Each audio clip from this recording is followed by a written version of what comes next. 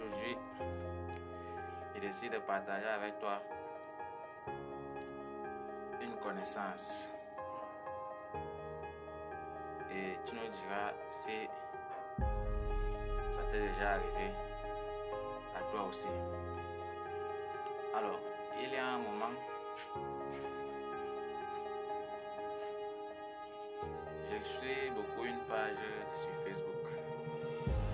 Et le nom de la page en question, c'est Catalogue 237.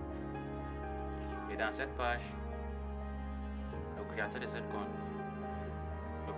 de cette page-là publie du contenu qui parle des fragments de l'histoire du Cameroun. Et j'ai fait un constat simple qui revient continuellement dans chacune des séquences. C'est que dans ces fragments d'histoire ancienne, quand nos ancêtres, des personnes d'un certain clan, d'une communauté spécifique, s'asseyaient, se réunissaient pour désigner un guide, un chef. On faisait l'investiture du chef, du guide en question, et la personne initiée devrait mettre le pouvoir qui lui a été donné par la communauté au service des intérêts de celle-ci. Ça, c'est le premier aspect. Donc, quand le pouvoir était choisi,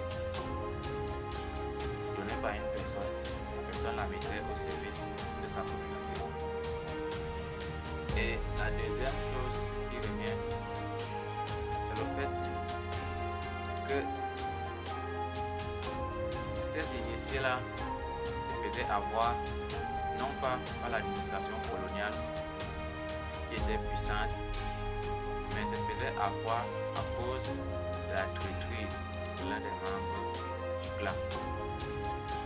Je partage cette expérience parce que ça nous est arrivé il y a un moment, au début de cette année, précisément à la fin de l'année 2025. Nous nous sommes associés. Il y a une personne, un collaborateur qui est venu avec un projet. Il a dit voici le projet, voilà les étapes à suivre. Il y a déjà un marché disponible. Mettons nos forces en commun pour investir dans ce projet-là. Alors, vu que nous, on avait déjà nos activités qui tournaient, on s'est dit pourquoi pas s'associer. Nous sommes associés, on a mis nos connaissances, nos moyens financiers, notre relationnel. Et à un moment, il s'est posé une question. Qui sera le chef de l'entreprise que nous venons de créer? Nous avons spéculé, chacun est rentré chez lui, on a réfléchi et tout. Nous avons donc pris l'initiative de désigner une personne chef de l'entreprise. Les tâches étaient réparties. Et ce qui s'est passé par la suite, c'est que une fois l'autorité donnée à la personne en question, ce qui a suivi a été que la personne a directement mis le pouvoir que nous lui avons accordé pour nous dominer, pour nous écraser et s'imposer dans l'entreprise. Et naturellement, ça n'a pas plu à beaucoup de personnes. Et lorsque nous avons donc convenu qu'il était préférable de refaire un vote et de donner le pouvoir à une autre personne, ça a créé la discorde dans l'entreprise. Et malheureusement, après pratiquement 2 semaines, l'entreprise s'est dissoute. Tout le monde a récupéré ses parts avant qu'on aille un peu plus loin. Et il n'y a pas eu de trahison comme je l'ai dit au départ, mais c'est un fait d'avec tout entrepreneur devrait savoir que veiller sur les personnes qui l'entourent est très crucial. Toujours vérifier la confiance et surtout Lorsqu'une poignée de personnes décide de vous faire chef de cette équipe, c'est une lourde responsabilité